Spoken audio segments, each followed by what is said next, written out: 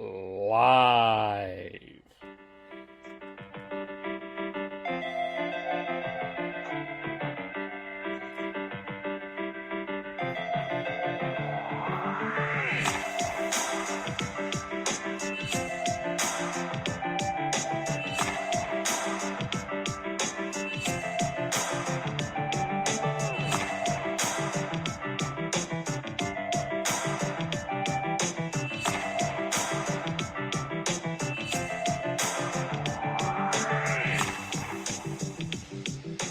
Chaos, pandemonium, insanity. That's what most National Hockey League fans wanted, and we've got it. Today, at this very moment, we will find out which of the 8 teams that have been eliminated from the playoff qualifiers will get the first pick of the National Hockey League draft. We are live with our reactions. This is our first time that we have ever done a live reaction show. This is it. I don't think we've done this before. No, we have not. It's going to be good. Right. That's Sean and Heidi. Hello, Sean and Heidi. How are you? Good. Good. Ready to see the Leafs not get the first overall pick? Devin, have you calmed down from yesterday? And I have calmed down from yesterday. Cooler heads have prevailed, and I cannot wait to rub it in my brother's face once Toronto gets that number 1 pick. Yes, so we're in the midst of just getting started with that. Probably I imagine that there's going to be a little bit of preamble to this as well. We are also going to get into the playoff previews. We're going to talk Flames Stars. We're going to talk about the Canucks and the Blues. We're going to talk about who's going to have the tougher matchup. We're also going to talk about the schedule because it's interesting. It's a schedule. It certainly seemed to have favored one station over another and one country over another, some people would say. So we'll talk about that. And also, I do want to we'll talk a little bit later about the BobFather and how his impact. Actually, while we are waiting here, as there's a picture now of Alexis Lafreniere just looking, he has kind of a Connor McDavid look to him. Like, doesn't he? A little bit. I think he looks a little more excited because he's got the potential to go to he's going to go to a team that's got some potential, as opposed to when you had when Connor was looking at getting stuck in Edmonton. Yeah. Okay. That's very true. So I get maybe okay. Let's start here. Let's start with Bob McKenzie, because I think this is a good place to start, because I think getting excited about the draft, getting excited about all of this is partly because of Bob McKenzie's draft rankings, and he has announced today that he is going on semi-retirement. So as we wait here, what are everyone's thoughts? We'll start with Heidi. What are everyone's thoughts about Bob McKenzie? Well, obviously, like, I'll be sad to see him go. It's nice to hear, though, like, if you read the statement, that he's still going to be around at least a little bit. I think for another, like, free agent frenzy whenever that is a thing. But yeah, it will be. Sorry, I'm very distracted by what's on TV right now. It'll be sad to hear him go, but I mean, he has been around for a very long time. I think he mentioned that he graduated from journalism school in like 1979 or something like that. So I get that. It'll be interesting to see who kind of like takes up that mantle, or who they kind of try to get, quote unquote, to replace him, even though you can't really replace somebody like Bob McKenzie. I'm wondering who, other than maybe like Elliot Friedman, there's only like basically 2 people I trust on Twitter for tweeting out anything hockey related, and that is Bob McKenzie and Elliot Friedman. So with one of them gone, it'll be see who replaces that. But yeah, I'll miss him. Yeah, he's it's a semi-retirement for Bob. He'll be doing all his prospect stuff 3 times a year, covering World Juniors, trade deadline, free agent frenzy, but he's no longer doing the full-time gig, and he deserves it. He's worked his butt off. He's become one of the most respected insiders in the game. He's got two sons who are in the game as well. They've got one who's actually working for Sportsnet, and one who's a GM and coach of a OHL team. So the legacy he's leaving, not only through the media and everyone, but through his family, is fantastic. Yep. Devin? Yeah, it's not the last thing that we'll see of him. Like Sean said, he's going to be semi-retired, so we'll still see him here and there. And it is a big loss, even though it is only a semi-retirement. It is a big loss in the industry. The BobFather will be missed, and I'm with Heidi in saying that any time that Bob McKenzie tweets something or Elliot Friedman tweets something, you got to know what's true, and you got to listen to it. So it's about time. He deserves a break, and good on him. He's had a hell of a career full time. So congrats, Bob. So right now, watching this, Brian Burke is ranting about the lotto luck. So let's get into this too. Are we okay with the fact that this is a number one of these playoff teams, loser playoff qualifier teams, did get the first pick? I'm okay with it. I love in a world of chaos of 2020, bring on more chaos. I love it. Is it fair? No, it is not fair to the teams who really need it more than any of those teams that could potentially get it. And getting a potential franchise player like Lafreniere, it's a hard pill for them to swallow, let alone not even playing. So yeah, it sucks for them, but at the same time, I don't see a massive problem with it, but I know that there's other people who feel differently about that. Heidi, Sean? It's the weird this is exactly what the NHL wanted when they announced the convoluted 2-stage draft lottery. They wanted one of those picks to become for the losers of the qualifying rounds, but I don't think they wanted the first overall pick to go to them. I think if it goes to Pittsburgh, Toronto, or Edmonton, there's going to be outrage just because of everything. Edmonton because they've already had 4 first overall picks. Toronto because it's Toronto. Pittsburgh because they've got Crosby, and now they go from Mario to Crosby to Lafreniere. How fair is that to other teams that have to work their asses off to build teams? But it's just what it is, what it is, and it's just gonna, no matter what, there's gonna be some sort of outrage for what has happened. I mean, unless Nashville gets it. So just Nashville, because you have Florida in there, and you have the New York Rangers too.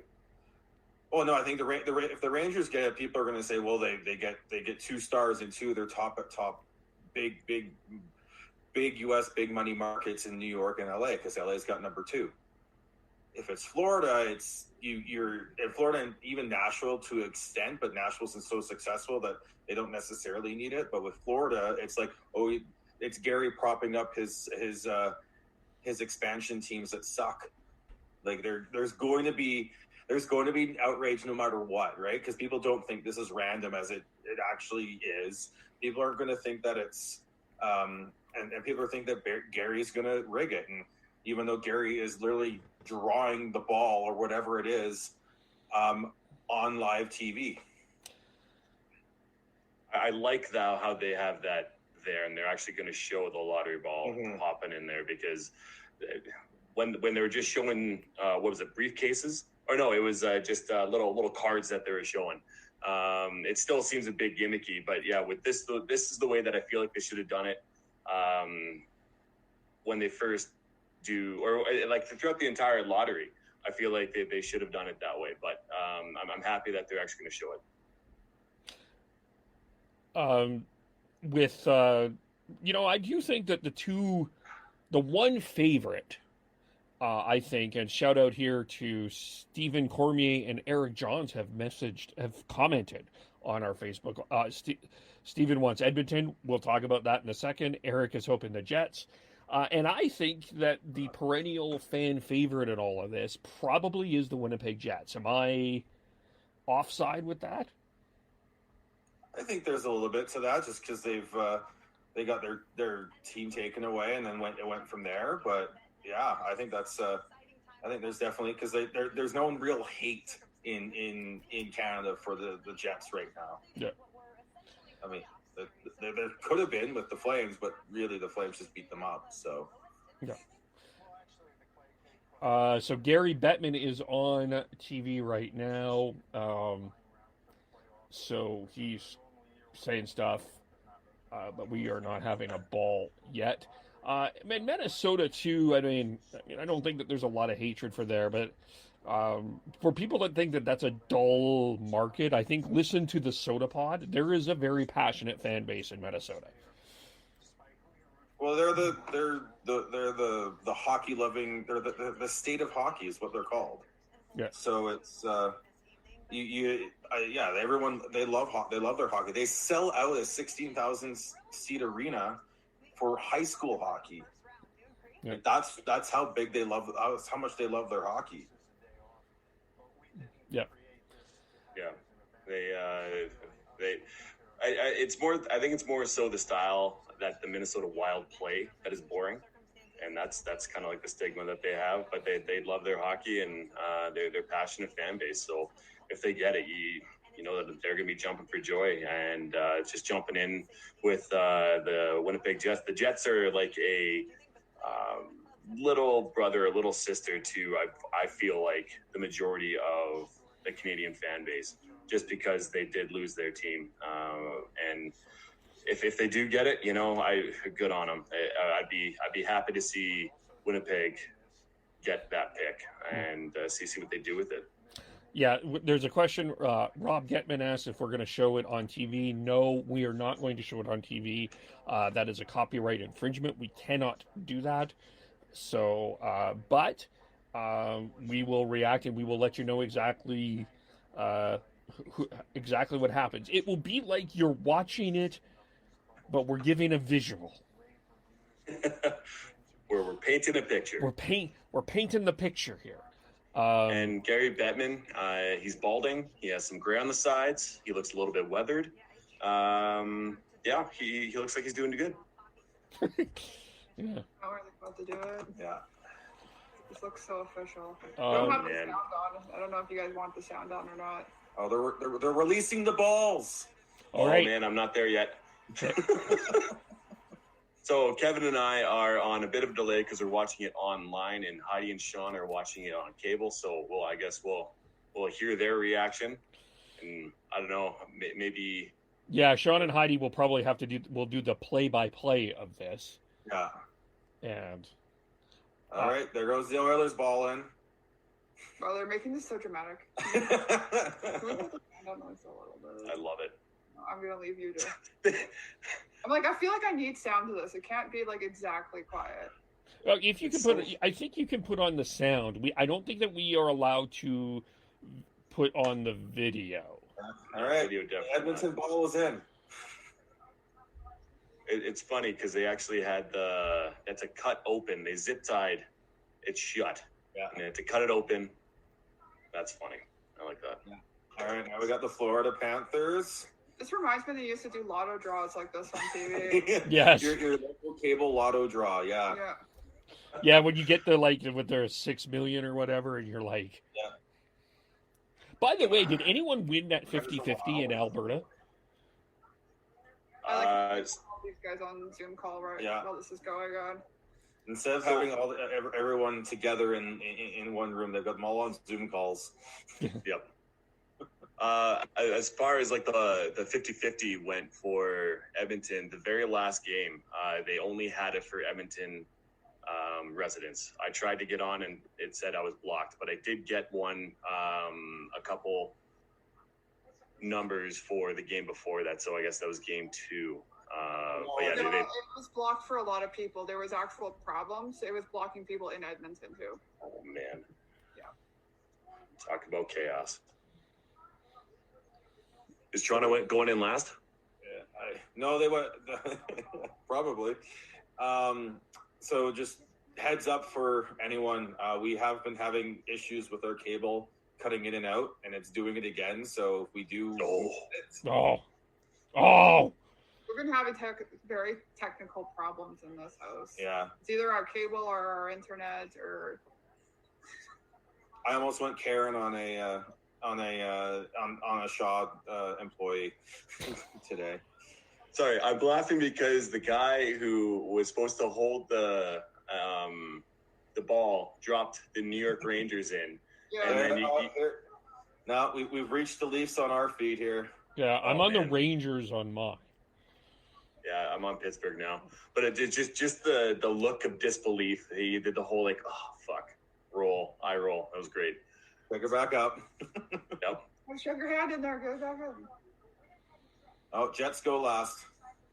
That's not good. Is there a conspiracy with who goes in last, who goes in first? Huh? I don't know. I mean, the conspiracy theories are going to go out the window here. Oh my God, I missed that part. Can you confirm this is the logo of the Winnipeg Jets? Yes. And then Gary goes, yes, this is the logo of the Winnipeg Jets. Oh my God. Oh my gosh, he's got There's the little buttons. remote. Oh my God. Oh, they're all in now. Red button. All right. All the balls are in. The Winnipeg Jets will be last year. It really is your cable lottery draw. It really is. This is great. This is super nostalgic. You know what? I'm just watching you guys now because I'm way behind. I have the Winnipeg Jets ball going in right about now. So now all the balls are in for me. Oh yeah, no, we're gonna spoil it for you. I'm sorry. That's okay. Yeah. It's all good. That's what we got the live reaction Well, for. it probably will, but we'll still probably get it before them. Yeah, true. It'll get on. My God. Oh my God. 3:17 Pacific time. So here, as a They should do this every year. This is such a good idea. This is way better. This is way better than the freaking envelopes and Bill Daly going. the number 3 pick is the Ottawa Senators. Come on, guys. Rangers. Come on. I'm watching you, Sean. Come on, Heidi. The Rangers. It's the Rangers.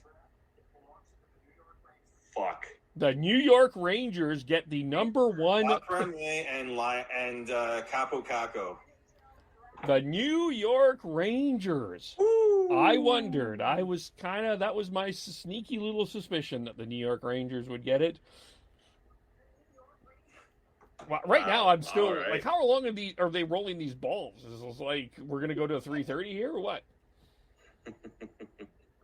Yeah, New York Rangers. Wow. Yeah. Wow, that's a massive jumping point for them. So the New York Rangers had got the second pick last year and took Capo Caco, and the New York Rangers get the first pick this year, and they are suspected to get Alexis Lafreniere. Lafreniere's going to the East. I'm okay with that. Yeah, we don't have to play him that often. All right. Well, let's ask this question now. If you're the New York Rangers, do you look at, as they're going through their prospects, which is it's a pretty good list here: Kravitsov, Miller, Elias Anderson. How serious do you consider trading that number 1 pick? For them, no. I don't think that it's there. They've got a good group on the blue line. They've got a good goaltender. They just need to continue adding solid pieces, and they've got Zibanejad and Strome up the middle. Then they've got Kakko, Panarin on the wing. Now you're adding Lafreniere, and they got Kreider. They've got a good group of players that just need to and can learn. They're in a really good spot. But it's a huge win for the Rangers to move up and get him. Yeah. To me, it's massive for that organization. Sean just spouted off a whole bunch of players, and they have good young depth coming up. Jacob Trouba, D'Angelo. You have Adam Fox, and then you have two solid goaltenders. Young goaltenders in Sturkins, and Gorgiev as well. Just looking at their cap situation, they have about $3.8 million in cap space. So to me, why I'm bringing this up is, if they want to trade it, they definitely could trade it and get somebody. But yeah, I don't see that being an option for them. Yeah, I guess we could have talked about that before, but I guess now that we know that it's the Rangers, but they also have, looking at this, they have 2 first-round picks as well, so that's also interesting. No seconds, 2 thirds, a fourth, a fifth, a sixth, and 3 sevenths. So they are set. They are setting up for a run, and really. As much as we have critiqued the way that the Oilers and the Leafs have handled their tanking, the New York Rangers are actually looking like they're doing the tank very well. They've developed a lot of prospects here. They've got a lot of draft picks. They got a lot of prospects. They were able to make the signing of Panarin. They look like they are actually doing this right.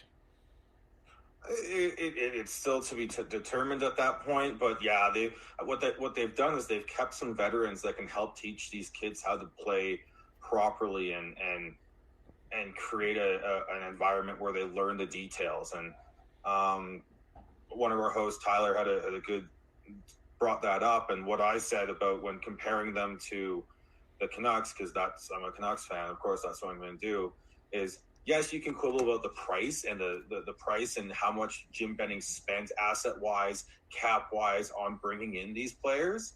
But what he's done is he's created an environment where there was a natural transition from the vets to the new core. And I think the Rangers have done that very well as well. With having Kreider, Zibanejad's also been there for a while and is not necessarily an old, but he's still a vet. He's been around. He knows what it is. Mark Stahl's really good. Jacob Trouba's a younger veteran who knows what it's like to be in the playoffs because he went deep with the Jets. And then you've got Henrik Lundqvist, who's been there all for a long time, and he knows all the details about being a good professional. And I think that's if they've got an inside, and they brought in Artemi Panarin, underrated. Like, I know they overpaid for him, but I think it's an underrated signing in terms of what he brings in terms of knowing what it takes to be successful in the NHL. So I think they've got all the pieces there. Whether or not they can put them together in the right order is still to be determined, but the pieces are there. Yeah, and then they've got in 2021 they've got one first round, 1 second round, 2 third rounds, 2 fourth rounds, and then one 5, 1 6, 1 7. So they're certainly going to be able to stock up on the draft too. So Devin, look out. As yeah, I'm kind of just thinking along the lines of, if we're going to go down the trade talk route again, you do have Ottawa with 3rd and the 5th overall pick as well, right? Yeah. And they could potentially put a package together if they really like Lafreniere as a player and potentially could trade up to get him. Looking at the list right now, I don't think they have all the prospects because you're definitely not giving up Brady Tkachuk. But yeah, I'm racking my brain to see if there would be a potential trade up or move down with whichever team. But yeah, as of right now, I don't see that happening. If I'm Ottawa, I'm not trading up. But I think the difference between Lafreniere and who are getting at 3 and 5 isn't worth it. Even if it's just 3 and something, I think you go with your gut and you figure out who's the best player available at 3. Like at 3, they could go Braden Schneider, or at 5, they could go Braden Schneider and have someone who can work with Thomas Chabot and be a tandem that you can build your defense around. I do not think they trade up at all. But don't you in Ottawa need a superstar? From a PR point of view, to be a superstar, in my opinion. What's that? They've got Thomas Chabot, who's a superstar. They need the other pieces. Is he a face of the franchise? Pardon? Is Thomas Chabot the face of the franchise? Yes. He is a minute munching number 1 defenseman with a bullet. Is he a guy that you're going to spend $50 to $100 when we're allowed to go back to the stands to buy a ticket just to exclusively watch? You should. I think he's that good.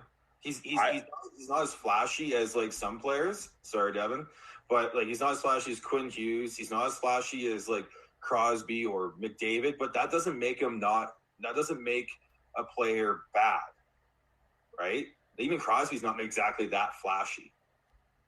It's knowing how to play the game. And as we're seeing right now in these playoffs, everyone's complaining about how we don't have McDavid, we don't have Crosby, we don't have Panarin and all that in these playoffs. But it's the players who know how to take their skill and use it all around the ice and play a good game are the ones that are going through. Yeah, Thomas Chabot, he even when he is in a Canadian market, because we always say that if Sasha Barkov was in a Canadian market or a hockey market, then he'll be noticed more. But Chabot, he does little things right. He does the big things right. He's not flashy like Sean was saying, but he is a hell of a hockey player. And I personally would love to pay, not love, but I would pay a significant amount of money to see him when he's in Calgary. I guess my question comes around with Ottawa. The biggest question for me with Ottawa is in terms of getting that arena from Canada to downtown. And I think what would help is having sort of that face of the franchise. That guy that can kind of like people can rally behind. And I don't know if Ottawa has that yet. But I mean, hopefully, if they start winning, I think that can help. But they also need a little bit of excitement. But the biggest priority in Ottawa is, amongst the team dynamic, there are lots of issues there. But getting that rink in downtown Ottawa, I think needs to happen. Yeah, but that is gonna happen. But having like potentially a Lafreniere is not going to change it because they've got probably one of the worst owner in the league in Melnyk. They're running things. That's not going to help. There's not going to be any way that they can overcome that. Lafreniere can overcome that. Yeah, that's the issue. They got to find a way to get that out of Melnyk, but who knows? But Ottawa's in great shape with their picks. It's just what do you do with those picks and what happens with them? So the New York Rangers, the number 1 pick, they should be taking Alexis Lafreniere. There's a 95% There's some people that are suggesting some other options, but it really seems like the prevailing theory is Alexis Lafreniere is going to be a New York Ranger. So, anything else on this that we need to talk about? I just wish that one year that there's like this big hype about like who's going to go number one, and then that team doesn't take them. That is like, I don't know. That is just something I am hoping happens one year, that there's just so many people sitting in that like 1, 2, 3 spot that it actually doesn't become, instead of, if you talk about who's going to have the number one pick rather than calling it the Lafreniere lottery or whatever, like it doesn't have that name attached. It would be, I'm hoping for that to happen one year, because that's just far more exciting. It could happen this year. No, I think you and I have the same thought process as Quinton Byfield could be potentially taken as a centerman, because they do have some elite depth at forward on the wings with Panarin, and then you have Kakko as well. So, it's definitely a good possibility, Heidi. And you know what? In a year of chaos, bring it on. Yeah. It's the top five. I think the what everyone thinks is the consensus top five is going to be thrown out the window come draft day. You got Tim Stützle, big German guy who can play center and the wing. Cole Perfetti, I think, is someone who's getting a lot of traction. He put up over 100 points playing in the OHL this year. And I do think he's likely a top 5 pick. You got Braden Schneider, who looks like a true number one defenseman. Like there's a lot, and I don't think. And then you could throw in even the Russian goalie. Sorry, I can't remember his name. He's supposed to be one of the best goalies we've seen in years, and that's coming out after they said that about Spencer Knight last year. I really do think that the top 5 to 10 is going to be an absolute shakeup compared to what a lot of people think going into the draft. And I think it's the fact too that like junior seasons have been canceled or postponed, and who knows what's going to still get canceled or postponed in the next little while, and when the draft will even happen. Like I think that's going to even have a little bit of an effect as well. The goalie that Sean can't think of, he has a hell of a name, is Yaroslav Askarov. Yeah. And as of right now, I'm on NHL.com looking at top prospects. And it's funny because Sean was saying that Braden Schneider could be a top 5 pick, and right now he's labeled as 15th overall. Cole Perfetti, he's 6th overall. As of right now on top prospects on NHL.com. So, man, if you have a top 15 pick, you could potentially get someone pretty damn good, and they have compared it to the what was it, the 03 draft, one of the deepest ever. So yeah. For me being a Toronto fan, it's very unfortunate because we don't even have a first round pick. It goes to Carolina, so it's very unfortunate for us as Flames fans. But yeah, top 15. I don't think you can really go wrong. Just before we go, Braden Schneider was just on my mind. It's actually Jamie Drysdale. Yeah, I was like, he made the World Junior team as a 17-year-old. He's the the defenseman that is going to be a top 5 pick, not Braden Schneider. Yeah, I was waiting for you to say Jamie Drysdale. I was assuming that was going to come out of your mouth at some point in time. So I was like, he's going to say that at some point. And just to chuck something else in there, think about all the talk that we've had with the offseason, and there's going to be a lot of shakeups, a lot of moves.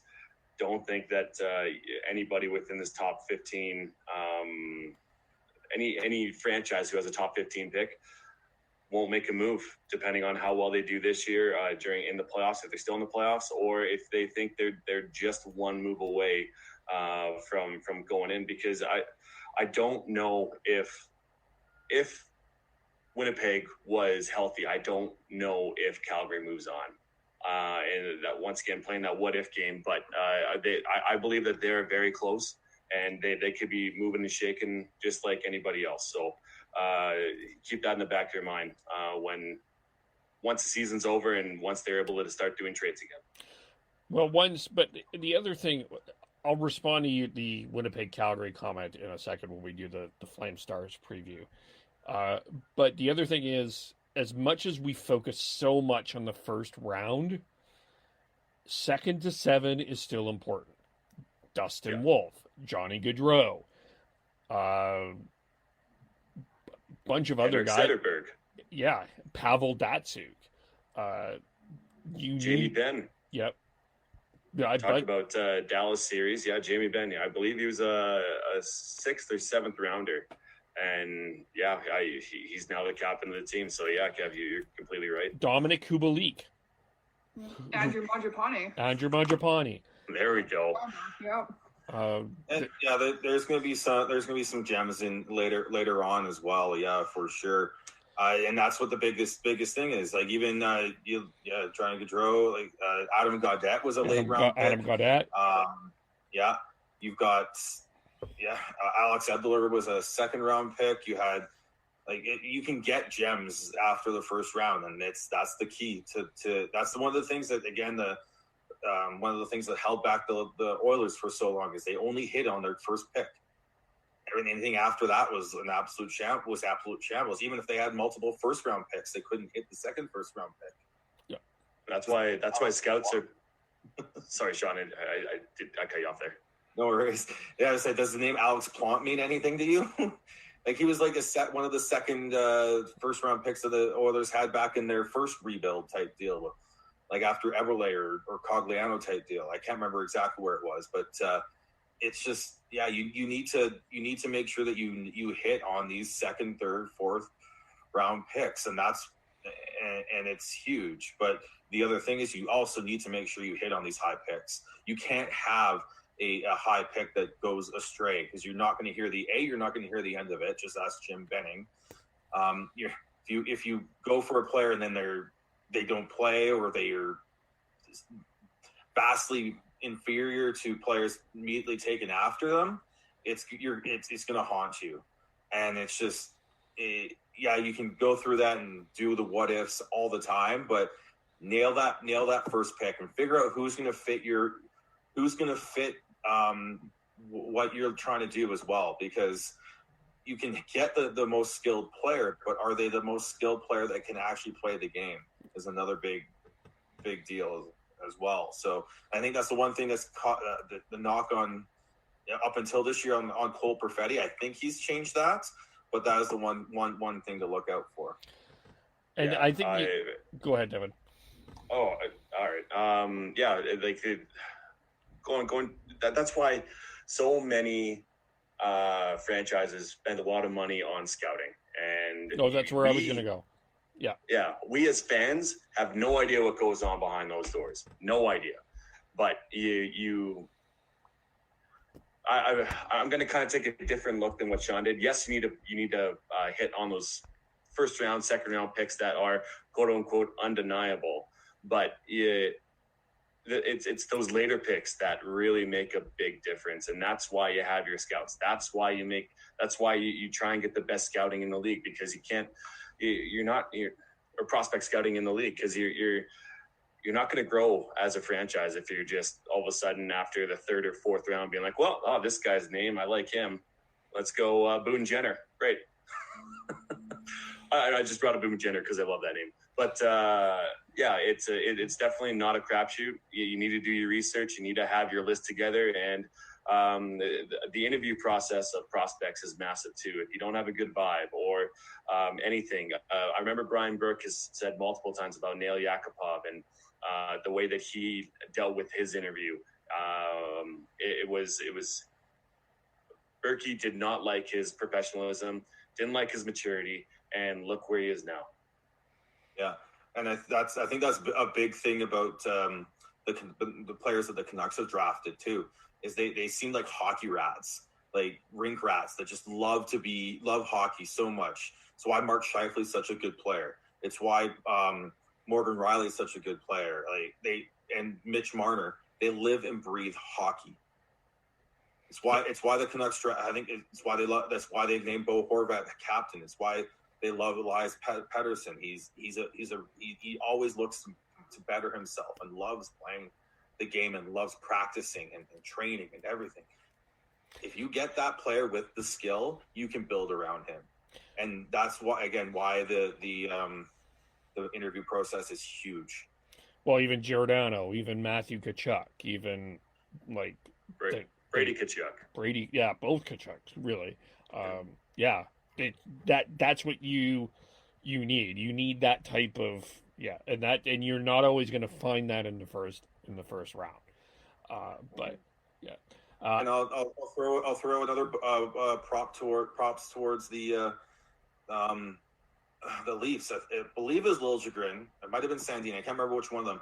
They had some sort of illness through most of their draft year, and that's why they dropped. And then Morgan Riley. Morgan Riley is completely different. That was just Berkey knowing, right? Like, you look at that draft, and he's legit probably the best player out of that draft, as he said. Yeah, and it's Liljegren, not Liljegren. Liljegren, but Timothy Liljegren. Yes. I'll just call him Timmy L. Timmy L. Yeah, but Liljegren did drop in the draft. He was supposed to be, I believe, in the top 10, and he dropped mid to late teens, I believe, or maybe even 22, I forget. But yeah, he did drop in the draft, and that might have been from injury. And I know that Morgan Riley, in his draft here, he got injured. Once again, going back to Brian Burke, he said he did not see one shift live in person to watch Morgan Riley that year, and he just watched basically every single shift that he had during his last year in the O. And yeah, he just went off of that. But yeah, I don't know. That's an interesting draft. By the way, for those listening, watching, thank you very much for watching on Facebook Live.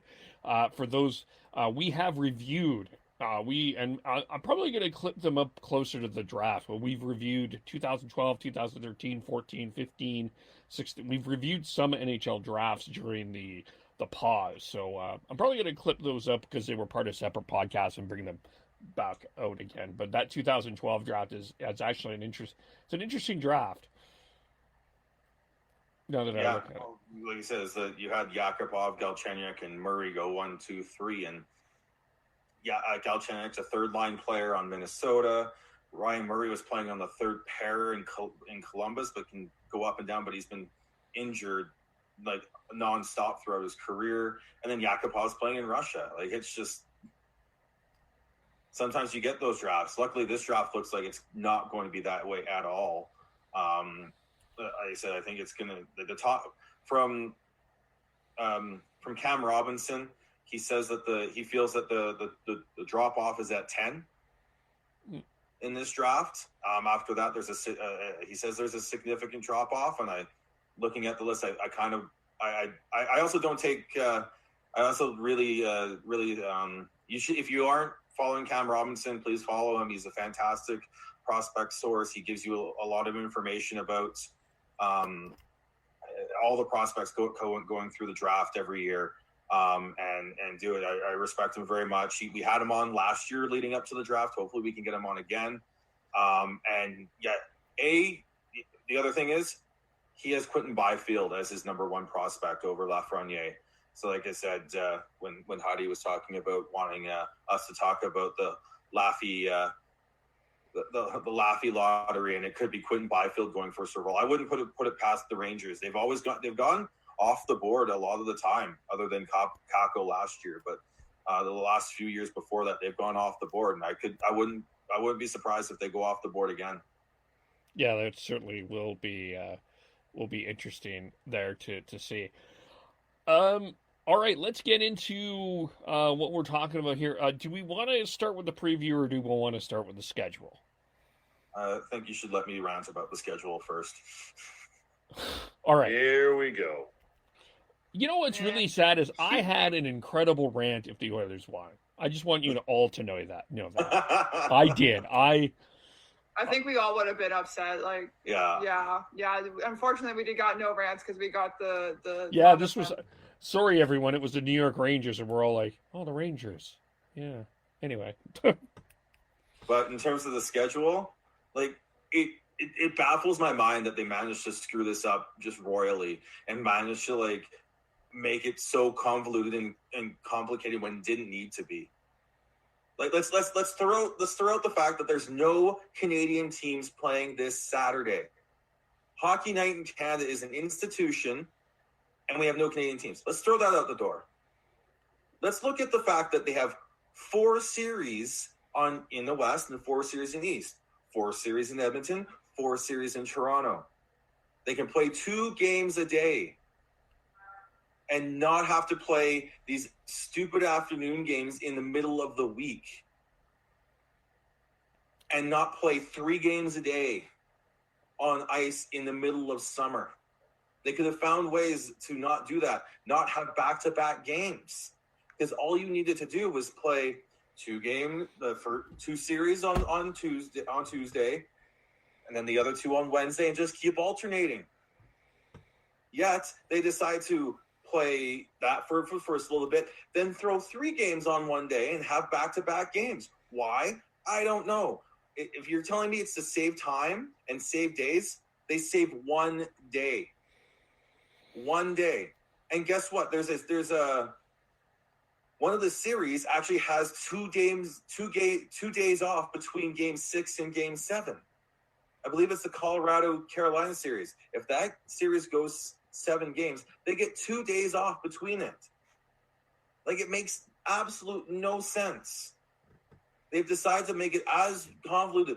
And you know why? Because they have to placate to NBC. It's brutal. Like, just make it a good, fair schedule. We're going to watch no matter what. Like, you're not going to, like, it makes no sense to me. Looking at it, like, I when I saw that there was back-to-backs and everything, I was like, okay, whatever. And then I looked at every schedule, and it's the West gets like all the West series have to play back-to-back games because it's in the first 4 games. The East, if the teams can clinch before that, have the potential to not have to play back-to-back games. Islanders Washington game 6 and 7 is a back-to-back. Columbus Tampa Bay, sorry, that's not back-to-back. Montreal Philadelphia, that 4-5 is a back-to-back if it goes that long. And then Carolina Boston, they have their Wednesday Thursday back-to-back, and then they get 2 days off Friday Saturday before they play their game 7. Mm-hmm. And then it's weird. Calgary, Dallas. It's sort of not. It's a little bit more than 24 hours, but it's still a back-to-back. Vancouver, St. Louis is doing a back-to-back Sunday, Monday, and then you've got Chicago, Vegas, Saturday, Sunday. That's their back-to-back, and Arizona and Colorado are doing it. Yeah, it's weird to me. I would have thought that at the very least, Calgary and Vancouver would have been split, and they would have had at least one of those games on separate nights. I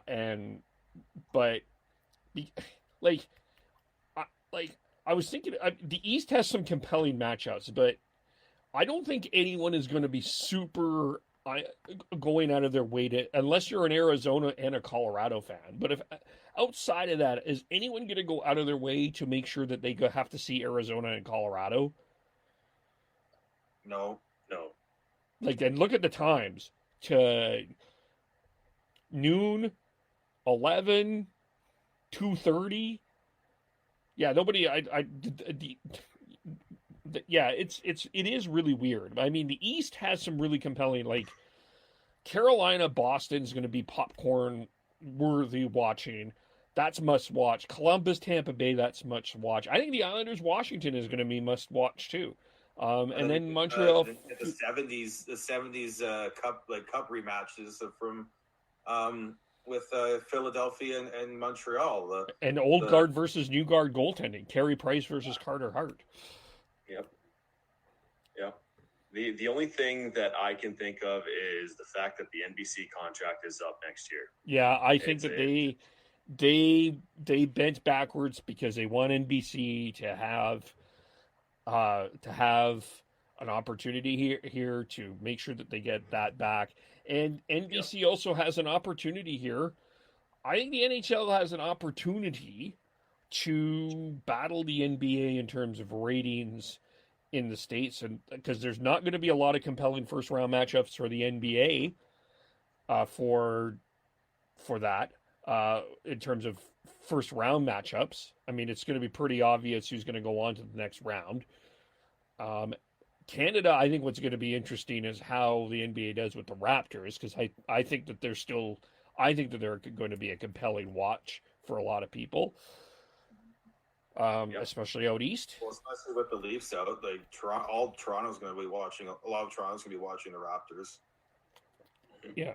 Yeah, and I think more people are going to be watching the Raptors just in general too. I think what happened last year is going to maybe prompt a little bit more watching the Raptors going on. So yeah. So I mean, it's weird, and it is weird not to have a hockey. Like, you could have done Montreal, Philly, Vancouver, Calgary, Dallas, Vancouver, St. Louis on Saturday. I mean, I think a lot of Canadian fans, and you three can correct me if I'm wrong, and those in the chat can correct me if I'm wrong, but I think that was one of the things we were all looking forward to. Sit on the patio, grab a couple of beers or whatever else you drink, and watch hockey all day in the summer.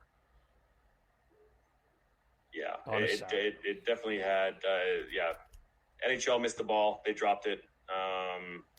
And it would have been great to actually have Hockey Night in Canada again. John Shannon, he tweeted out, and Heidi sent this to our group chat, just how disappointed he was with his former employers.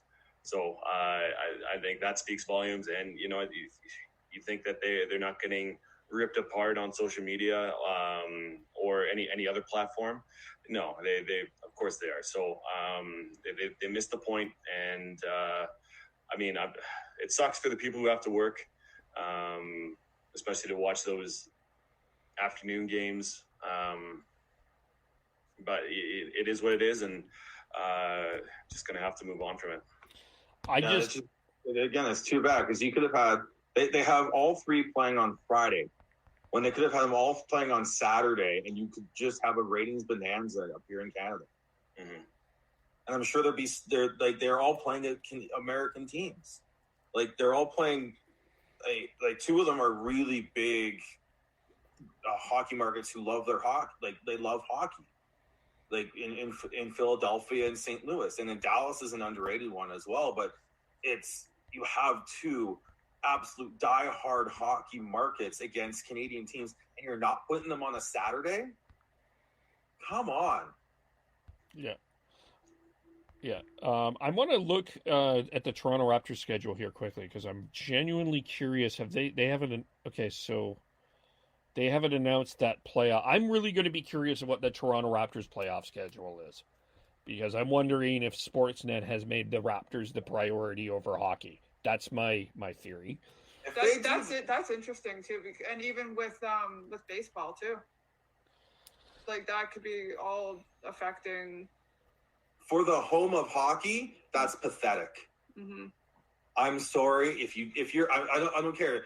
If you're a basketball fan, great. If you're a baseball fan, great. But they dub themselves the home of hockey, and then they make them they make the other sports the priority. That's pathetic. That's horrible. Take the contract away from them. Give it back to TSN. They would do it right.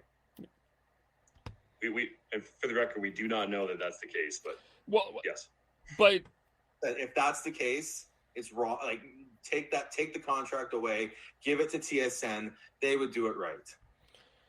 Well, I mean, it is interesting where these are set, though, Devin. Looking at these, where some of these Canadian matchups are, there is a Raptor window there. There it is. It's like, I can see a Raptor window at a couple of these. You look at Friday night as an example, 3:30 Eastern. You have Saturday. You have an opportunity. There's an opportunity for a Raptors game there. Yeah, you have no Canadian teams. Yep. Ratings are everything. Money is everything. Money makes our world go round.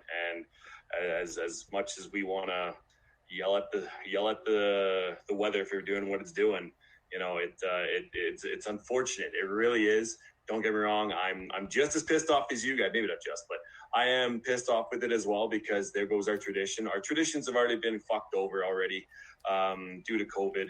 And as hockey goes, tradition is everything, right? So it's very unfortunate, and it's a good conspiracy theory. Until I see the Raptors' schedule, that's when we can actually be completely outraged and tell TSN to step it up and to talk to the NHL to get their rights back, and we can go from there.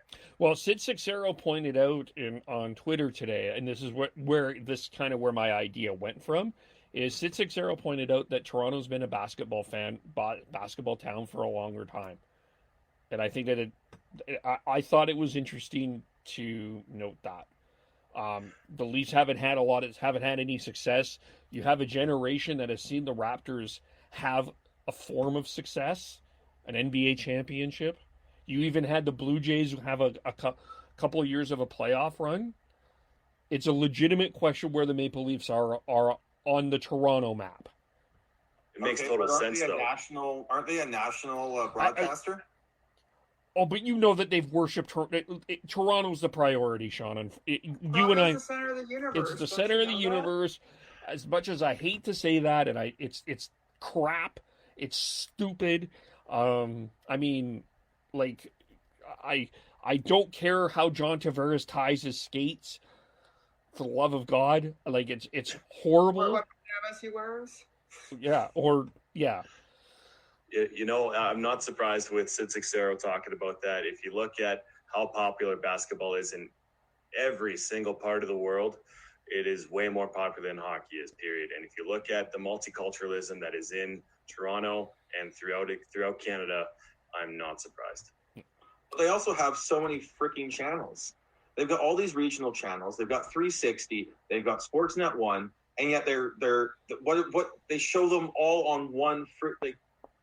It's ridiculous. They have all this content that they could be showing, and they show one game on all their channels. That is beyond me how they do that. Like, it is confusing to me how they do that. That is bizarre. And TSN does that too, though. Yeah, and it's the way, like, I remember when both of them came out with all their channels. They're like, okay, awesome, I can have a choice of what I watch.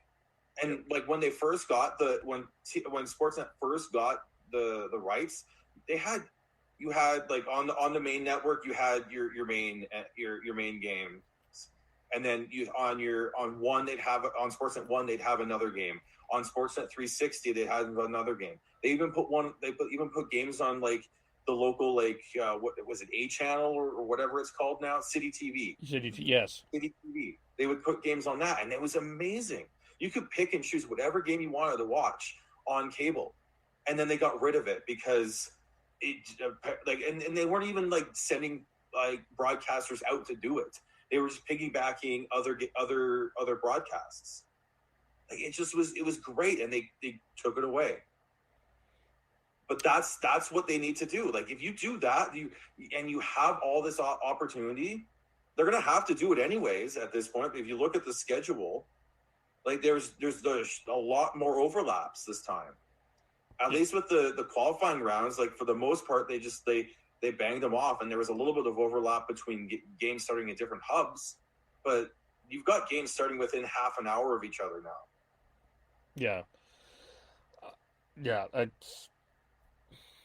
It's unfortunate how sports, like, and we've had this conversation on the podcast before we move on to the playoff, talking about the actual playoffs here.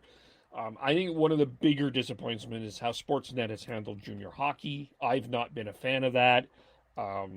You could not in Vancouver, where I am right now, you could not watch the WHL final on your local cable on Sportsnet. It was not on. I know the Giants owner, Ron butchered his name. Giants ownership was furious with that, that you could not do that. And they find a way to bring in Ontario games and Quebec game. Like it's very frustrating the way that Sportsnet has handled their coverage. I think that is a very valid and legitimate critique, especially if you're out west. I'm not this Western separatist or anything like that. That's not my point. But it is poor. Like if you're a hockey fan, the way they've handled this is poor. Yeah, well, and even going back to too, like you're saying about WHL, but look with like the now defunct women's hockey league too. Like they didn't show anything. They didn't show any women's games either, or they showed. I think they showed one. I think they showed one Inferno game when we still had the Inferno, from what I remember. Yeah, and that was it. Yep. And then they wonder why the league had to fold. You couldn't watch it. There was nowhere to watch the stuff. If you couldn't get to the arena, then you couldn't watch it.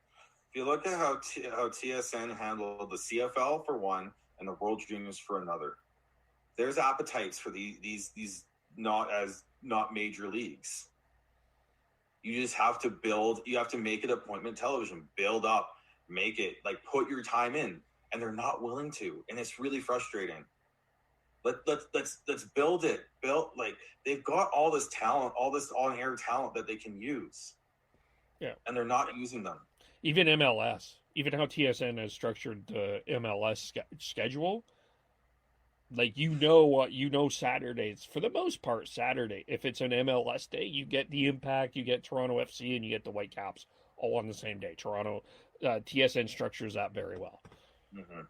Yeah, I guess the other thing is if you're going to build up those, like for instance the CHL, WHL, QMHL, or QMJHL, WHL, OHL, all of that umbrella.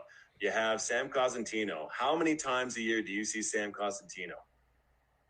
Tonight was the first time that I've seen him in a very long time, and he is the best analyst for prospects. And we do not see him or hear him enough throughout the year, I feel. It's like a midway point to see where everybody's at so that you can get your draft rankings, but there's not enough talk about it. So, and the other thing is it doesn't need to be a big production. It doesn't need to be like 1080 HD, like super high quality broadcasts. You don't have to have that, and we watch it.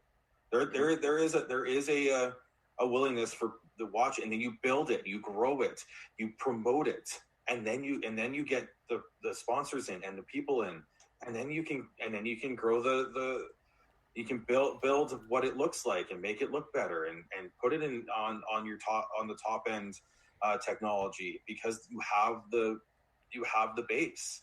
But until you actually show it, you're not building a base. Yeah, it's unfortunate. There's been some funny tweets. I haven't had a whole lot of attention. I know that there's a couple in the messages. Do you want to read out some funny tweets before we go on to the preview? Sure. What are we reading? Well, I think we should give a shout out to Aaron Matheson's tweet for sure. Oh, Aaron? Yeah. Yes, Aaron. Yes, our friend Aaron had tweeted out. So Aaron's a Leafs fan. And she tweeted out, the Oilers didn't win the first overall pick, so at least 6 more weeks of COVID. Well done. That was great. That was honestly the number one tweet that I saw basically out of that. Yeah, I'm just looking through here. If I see any as we go on, we'll go on. All right, let's. So I did the cut here of the debate between who we would rather have. We discussed when we did the Flames recap. We discussed this in the Canucks recap. The Flames got the Stars. The Canucks got the Blues. Who got the better opponent? Better matchup or the better opponent? The better matchup. Yeah. The better matchup. I think the Flames got the better matchup. I think the Stars are there for the taking. You don't know how healthy Ben Bishop is. He didn't play the last game. They don't have they're not as proven as the Blues. And I think the Flames match up well against the Stars. Yeah, I would agree with that. I wanted to play Dallas rather than over St. Louis. Sean would argue though that like you want to play the defending champs early, but yeah, I'm happy with Dallas. I would have been happy with St. Louis too. Bring it on, no matter what. But yeah, I'm okay with Dallas. Yeah, I'm happy with Dallas too. I think the Flames have a better matchup than they would against the Blues. If you look at the top line or the top 4 players, you have Jamie Benn, Rupe Hintz, Radulov, Sagan, and Pavelski. I guess that's 5. As well as, and to kind of counteract that, you have Gaudreau, Monahan, Lindholm, Kachuk, and Backlund/Mangiapane. And to me, those guys are very close in canceling each other out. So then if you look at your bottom 6, Lucic, Bennett, Dubé, Jankowski, Ryan, Reeder for Calgary. And I mean, you have Radek Vaska, Blake Como, who's been just all over the place, Cogliano, Perry, and Dickinson. And to me, I'd say that the Flames' depth is where they're going to shine, and that's where they did shine in the first or in the qualifying round. So, yeah, to me that makes most sense. Is that Calgary has the upper hand there? For me, the key is the forecheck for the Flames. The Stars have 2 absolutely like top end puck moving defensemen in Miro Heiskanen and John Klingberg. Those 2 can change the game with how they move the puck up the ice. And if the Flames can't control them, they're going to be in trouble. But the Flames do have a good forecheck, and I wouldn't be surprised if they can actually control them. But that will be the key matchup, in my opinion.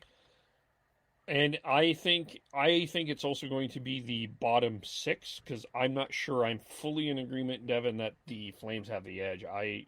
Corey Perry has been a Flames killer over the years, and I don't think that How old is he?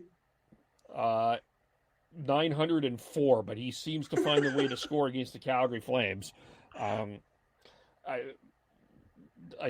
he's a pest. He's done it before with Anaheim. He knows how to beat them. Jason Dickinson, like that. And then you talk about Klingberg and Heiskanen, and you also Esa Lindell is going to be a guy that the Flames fans are going to hate a lot. He's kind of that Matthew Tkachuk, except he plays defense. That's going to be the other one.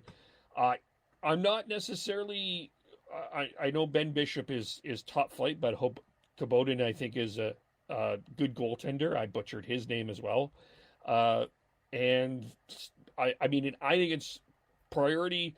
Like the 2 priorities for the Flames, I think, is making sure they get the same goaltending that they got from Talbot. And I think they need to win game 1. I think if you give Dallas some confidence, that's one thing. And I think the other thing that's a little bit underrated, I know Dallas was 3rd last in scoring, but watching that game against St. Louis, it's not like they're not getting chances. If they capitalize on some of them, it's going to be tough.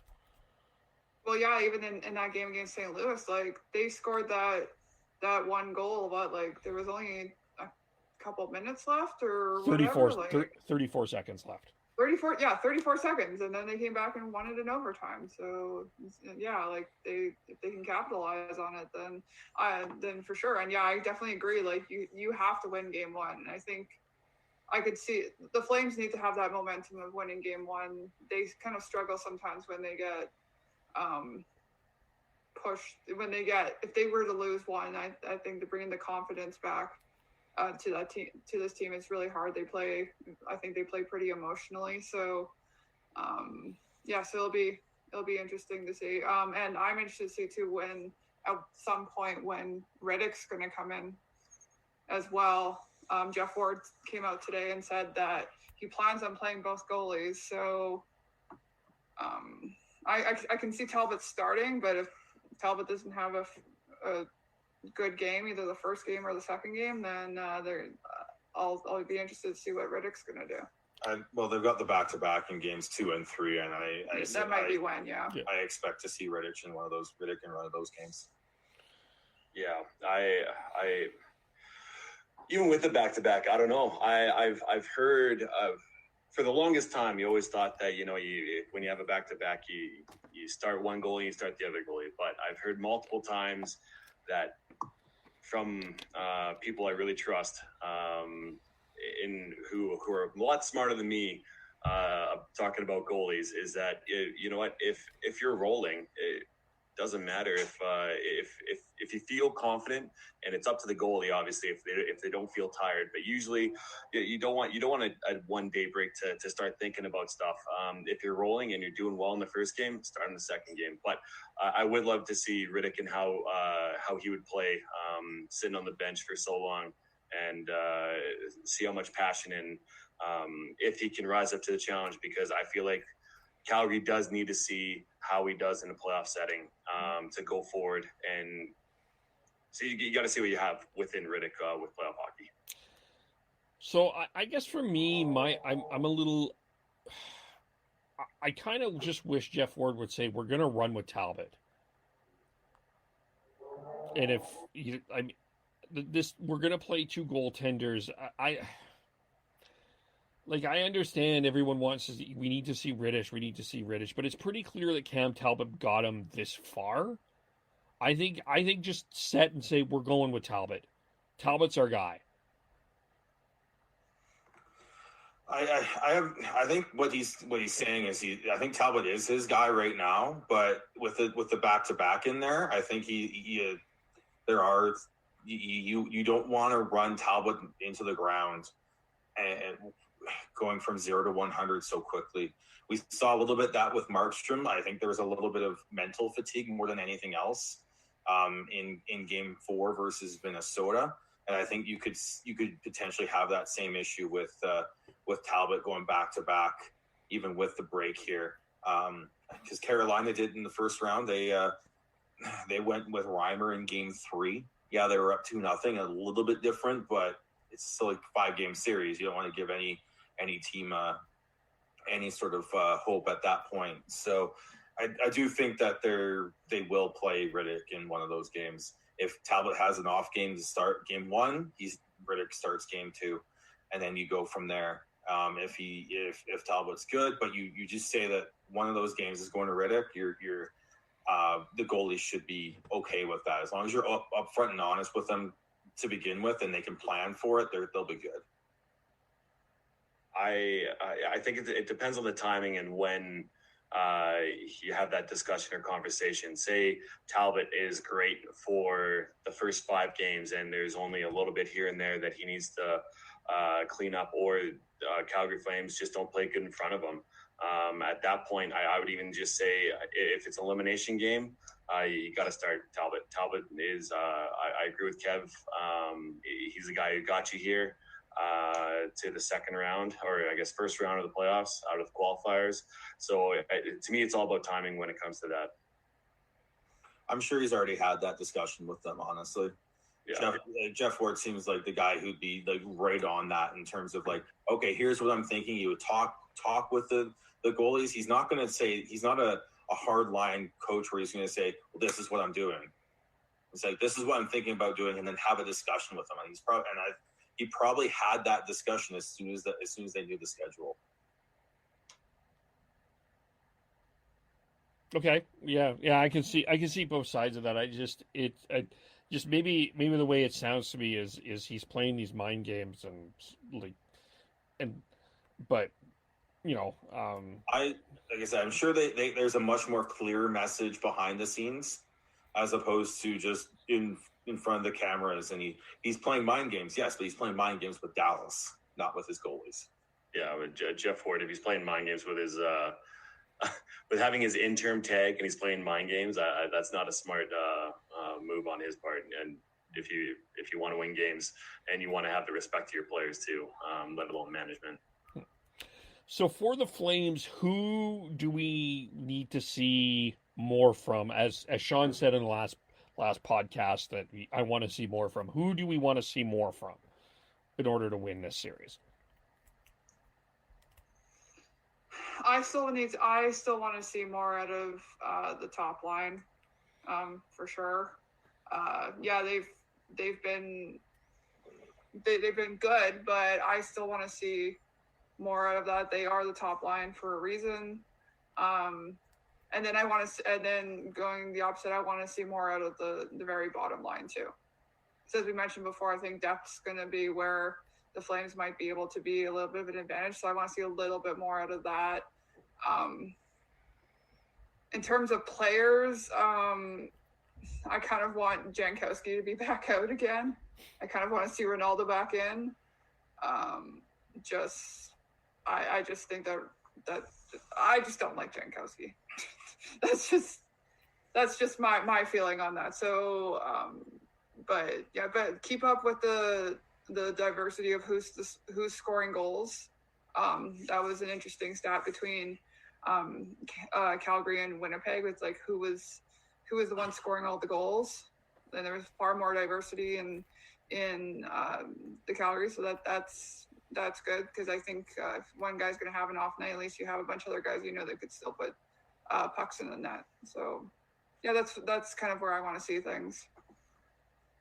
Yeah, for me, Goodrow, I seem to be the only one who's kind of saying that I want to see more from him. No, I did not think he was a difference maker the way that he can be. He can take over games if he wants to, or if he's in the right mindset. So I would love to see more from Goodrow. I thought Monahan had an underrated series there. He had 5 points. I want to see Lindholm shoot more. He has a hell of a shot, and sometimes he just seems to be hesitant, and he doesn't seem like he has that confidence. So him shooting the puck more, it would actually give him more confidence in my mind. Going down the lineup, I'm with Heidi. I think Jankowski needs to get out of lineup. You need to have Austin Czarnik in there or Alan Quine. Ronaldo, at the beginning of the year, the reason why he got a contract on his PTO was because he showed energy. He was banging, he was crashing, he was making a difference just in his speed. He was very, very fast, and he had no jump in this game or in this first series. So I would like to see Quine or Czarnik in there over Jankowski. This might be a bit of a hot take going to the defense. I would love to see more out of Giordano.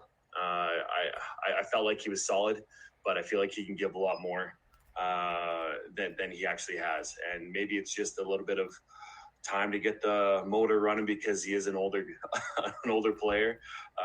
So hopefully he can step it up a little bit more too. Otherwise, everybody else is pretty much on par with where I feel like they should be. Kudos to that third line. If they keep on rolling the way they are, I feel like they're going to do well, and hopefully Dubé can use that last game as a springboard for him going into the next round, because I was not impressed with them until that last game. I'm gonna go a little bit hot take on this one, and then I want to see more from Matthew Tkachuk. If they're gonna win this series, they need Matthew Tkachuk to produce. Actually, I'll totally agree with that. He had 2 points. He was Matthew Tkachuk, but yeah, I didn't see him putting up the goals and the assists that he normally does. Yeah, Tkachuk had 2 points in that series, and you need more from him. I'll echo the Johnny Gaudreau. He didn't have enough impact 5-on-5. Elias Lindholm didn't have enough impact 5-on-5. Monahan was the only one on that line that was going that series, in my opinion. I think, but the big one is Matthew Tkachuk. You need him producing. You can't have him getting 1 goal in 4 games. That's not good enough to beat the Dallas Stars. Now I agree. He does need to produce more, but do you think the emotional support that he has shown and the growth and the leadership that you've seen throughout this first qualifying round, I feel like that is enough for him as of right now, but yes, he does need to score. Well, I'll put him going back to when we talked last time when I said who do I want to see more from, and from the Canucks, and it's Elias Pettersson, and it's the same thing. He didn't play bad, and I'm not saying Tkachuk played bad at all. I felt he played quite well, but they were quiet in terms of on the score sheet in terms of what we expect from them. And it's the same thing with Tkachuk. If the Flames are going farther and they want to get past Dallas, they need production from Matthew Tkachuk. I agree with Sean, and I want to see more from Tkachuk, as I think he needs to raise his level. The other thing with Tkachuk as well is we've anointed him as the next captain. He needs to show it in this series, and he needs to show it with his production. There's a bunch of pests on the Stars here. Corey Perry's a pest. Esa Lindell's a pest. I think Joe Pavelski can be a bit of a pest. There's a lot of little grit there. This is a series where Matthew Tkachuk needs to be the guy. It's not going to be this is not going to be a series that he's going to have the easy opportunity to be rent free in everybody's head. So he needs to be more. And I also agree with Devin. I think we need to see more from Giordano, and I think we need to see more from Noah Hannafin. I know that we are not sold necessarily on Noah Hannafin, but looking at this defensive matchup, if the Flames are going to get anywhere, that Anderson-Hannafin pairing needs to be better. Needs to step up. Yeah, I'll agree with that. Yeah,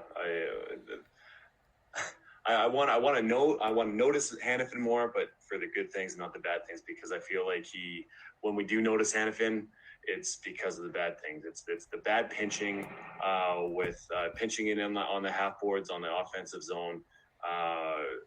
He's not committing to the puck or taking the body for taking the guy out of the play. He's right in the middle. He's 50-50. Once again, it comes down to confidence with him, and if he doesn't have that confidence and he's second guessing himself halfway through his decision, then it's gonna cost the Flames.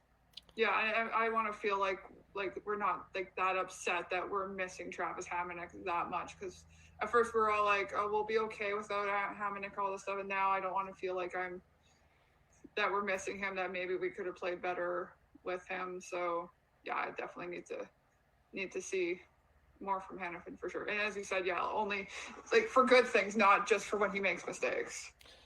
And I also want to see, I want to wonder if they're going to do this. I want to see if this series they do Backlund, Tkachuk, and Lindholm, and Monahan, Gaudreau, and Mangiapane. I want to see if they switch that up. I know that they love that Backlund, Tkachuk, Mangiapane line, but I wonder in this series with matchups how you match up, that there may be a way to switch that around a little bit. If it ain't broke, don't fix it. If you expect the exact same lines going out first game or even just first period, and if Jeff Port doesn't like what he sees, hopefully he has the wherewithal to switch it up, because if he doesn't, and it's Mike Babcock-ish of last year, then it's going to be trouble. But I would love to see some sort of Kev, I'm with you, some sort of different look there on the first two lines, because I feel like even having Lindholm at center would be a massive potential game-changing decision or series-changing decision right there. Yeah. Anyone in Dallas that we need to be worried about? That top line, Rupe Hintz centering, and he underrated player. He does everything right. He doesn't necessarily score a lot in terms of for a quote unquote number one center, but he does everything right in my opinion. Yeah, he had his coming out party last year in the playoffs, and I think he was injured a little bit here in this first part of the season before COVID hit. And yeah, Sean's right. He's a very underrated player. Hopefully they can get Seguin back, because Seguin, when he's on, watch out. And I always call him Joey Playoffs, because Joe Pavelski comes to play in the playoffs. So that's another player you got to watch out for. Yeah, they did get both, like the two defensemen I mentioned earlier, Don Klingberg and Miro Heiskanen. Those two are game changers. They can turn the game on its head, and basically do what Quinn Hughes did for the Canucks versus the Wild. And Heisman has 1 year of more of understanding the playoffs. Yeah. And then anything more on this series that we need to unpack? If Bishop can't go, Khudobin, yeah, like I've said before, he can take over Series 2. He's a solid backup or 1B goaltender. He showed that in Boston before he came down to Dallas. And actually, I believe he's up as a UFA this year as well. So that's another wrinkle with all the good goalies that are out there. All right, let's touch on Vancouver, St. Louis here quickly. I think the one thing that concerns me about St. Louis, yes, they're the champs, but they allowed 2 goals within the last minute in 2 of these round robin games. You could take that for what you will. You can take that as preseason. You can take that this is no big deal. But for a team that we have prided ourselves as loving defensively, that is an interesting sign that I can't shake out of my head. Well, I was listening to Kevin Woodley, former guest of this podcast, on 1040 this morning, and he talked about how all the underlying stats say that St. Louis are not a good defensive team, and they give up way too many chances in the middle of the ice in high scoring chance opportunities, and the Canucks thrived in creating opportunities down in the slot area versus the Wild. Outside of the first game where they were playing all way to perimeter, they moved the game inside real easily after that. And if they can do that, they have a chance at playing a big upset here. Yeah, I don't know. I don't know if they were if St. Louis was playing at their top level. I honestly didn't watch a single game that they played in the qualifying series in the round robin. But they have potential to really lay it on thick with the amount of depth they have down their lineup. Like I said last podcast, looking down the middle, you have Schenn, O'Reilly, Robert Thomas, and Oskar Sundqvist. And just if anything, I feel like their depth is going to shine through. And yes, defensively, they haven't really been the defensive team that they were. And I think one of the big reasons also is because they're missing Jay Bouwmeester. Thankfully, he's healthy. And he's recovering well, but that's a massive loss on that blue line, and that could be one of the reasons why if they don't get past the Canucks, missing him is going to be huge. And Jordan Binnington, he hasn't really he did very well this year, but he kind of took a bit of a step back in his goaltending compared to the massive run they went on last year.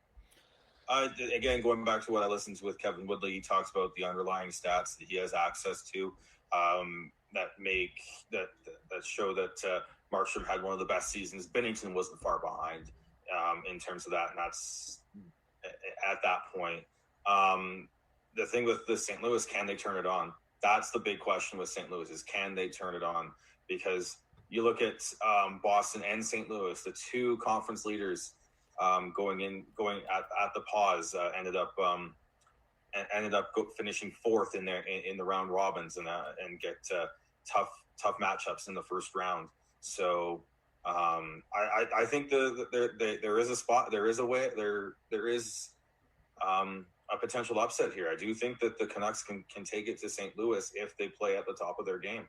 They went 2-0-1 versus the Blues in the regular season. I know you can't really look at that too much at this point. It's a completely different ball game.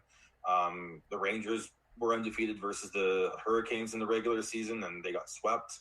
So you can't really look at that. But I think the Canucks match up well, especially with Brandon Sutter playing at the way he's playing with that third line. That is going to be key. If that third line can continue to be a effective grind them out line, and I do think that they can they can cause a lot of trouble for the St. Louis Blues and potentially pull an upset. Either way, I love this matchup for the Canucks long term.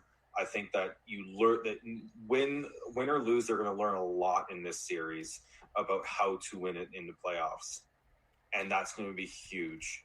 And that's what we wanted. That's what we as Canucks fans have wanted all season, was them to get into the playoffs and learn how to play in the playoffs. I think they were able to dip their toe a little bit with Minnesota, who are seasoned in how to play in playoff games. They're a very experienced team in that aspect, but stepping up to the St. Louis Blues is potentially a much bigger step than they might be ready for. But you never know. Quinn Hughes, X factor. If he plays like he did versus Minnesota, watch out. He took over the game at times, and just I've lost ways to actually explain how much I enjoy watching him play and how good he is. Like he changes the game better, like more than I've ever seen any other player in the since from the blue line in a long time. Like no one controls the game like Quinn Hughes does. Not even Makar. Like as good as Makar is, he's second fiddle to McKinnon. Quinn Hughes runs the show in Vancouver. To me, the three key things for Vancouver that I think need to happen is Markstrom needs to step up. He needs to be better. They need.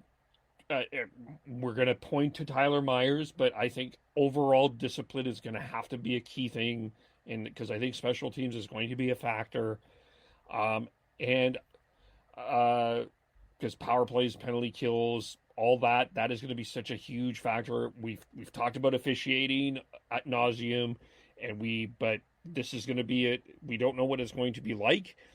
So, like specifically Tyler Myers, I think he knows he needs to be better, but the entire team as well needs to be careful with their penalties. This is a series that I think Jake Virtanen needs to step up. I think that one of the key matchups is the Canuck wingers versus that Blues defense. I think the Canucks' size, creates some interesting opportunities for them. If they can play physical, I think it allows their skill, their Petterssons and their Hugheses to do their things. And I think this is a series that Jake Virtanen needs to make a step up. If you are a Jake Virtanen fan, this is a series we need to see that what Jake Virtanen is really about. Because if he is what you say he is, I believe that the Vancouver Canucks can actually win this series. I really do. But if not, I think that the Blues are going to play a heavy, boring, and there's going to be people tweeting how dull this is.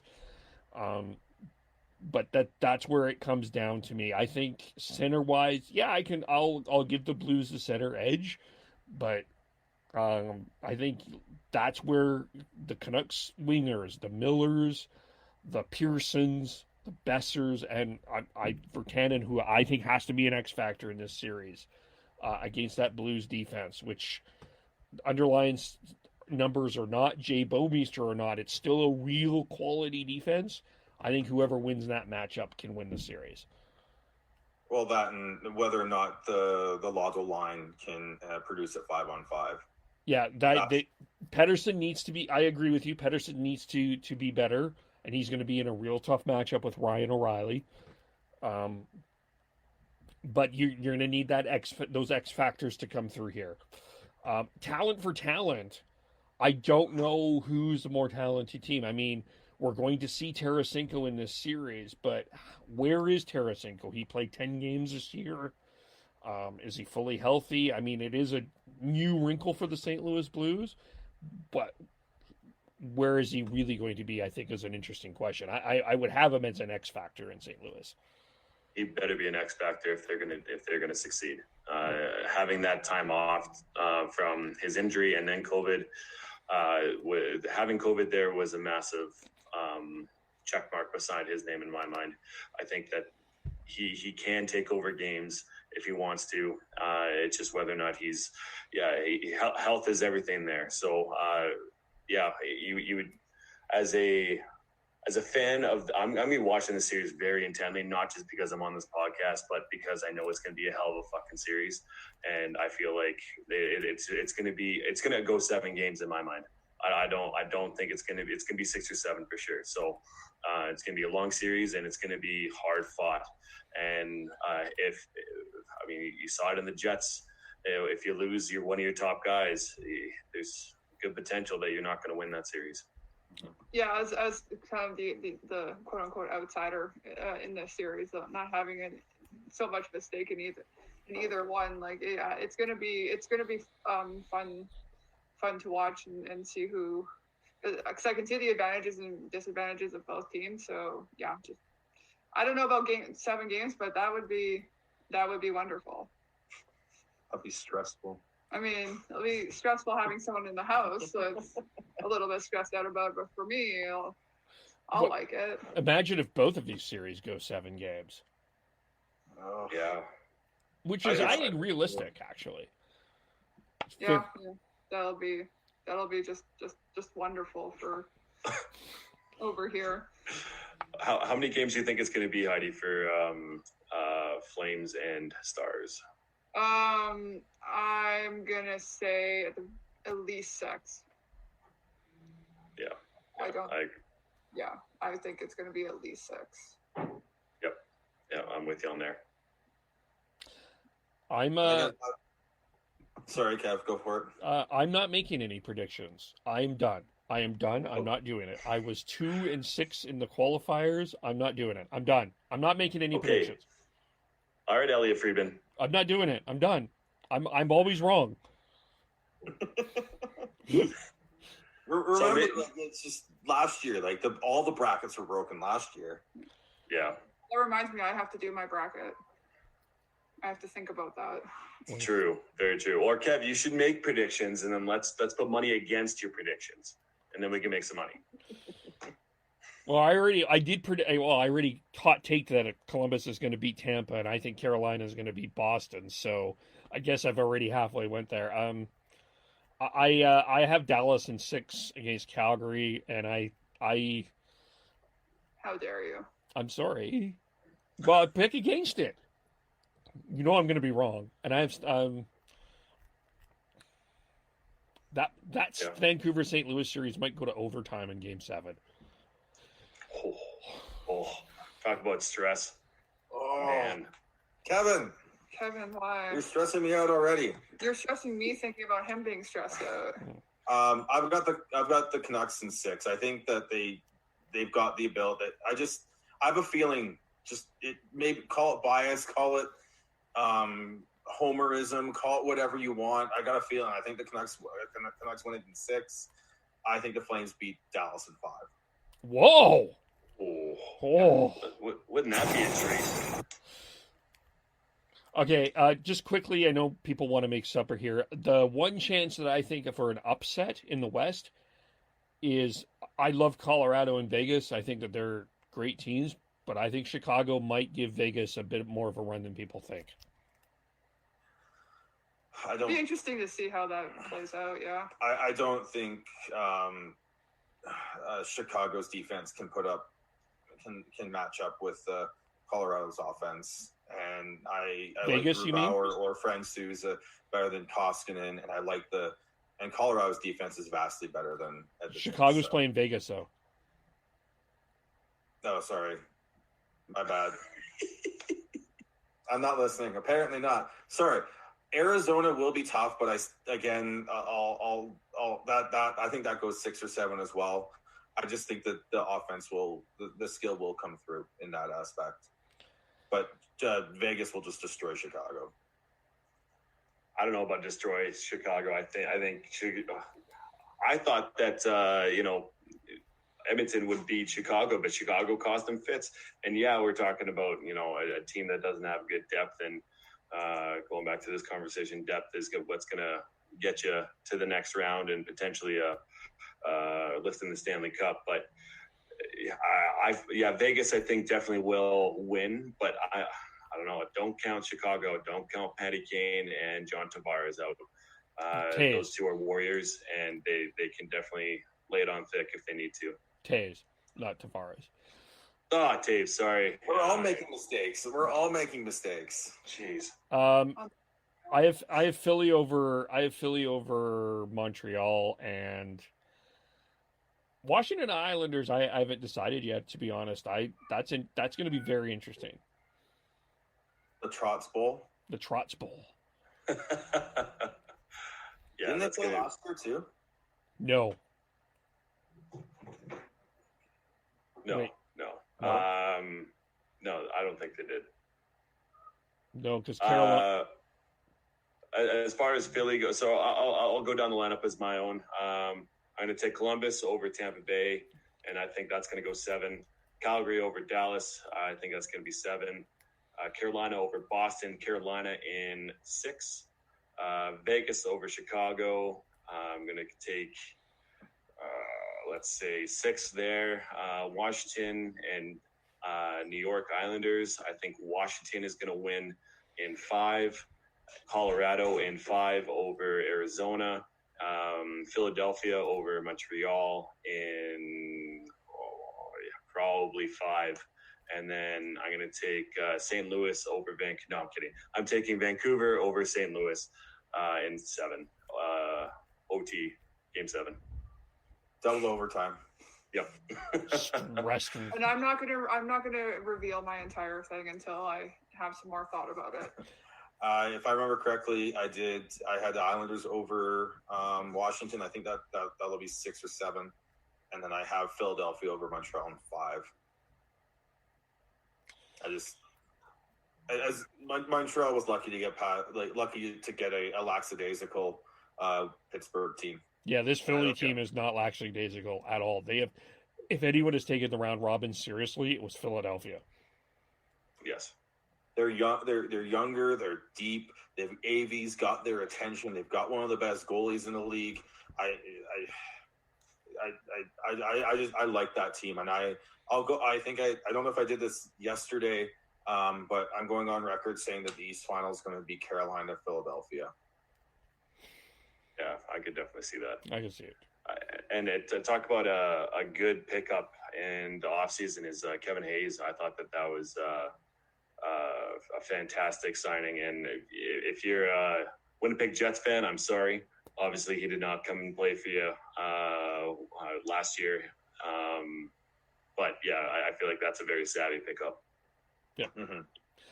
All right, let's leave it there because people have to make dinner, eat dinner, have a nap, all that sort of stuff. So thanks, everyone, for watching our reaction. Again, the New York Rangers win the Alexis Lafreniere or the number 1 pick sweepstakes, depending on your perspective. So we'll see what happens there when the NHL draft happens. Still don't have a firm schedule on that.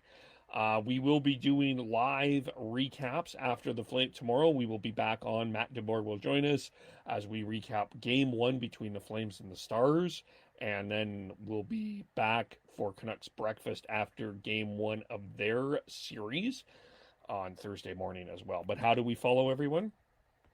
I am Beardy Connect 03 on Twitter. I am at Heidi Maysballs everywhere on social media. I'm Gord Howe09 on Twitter.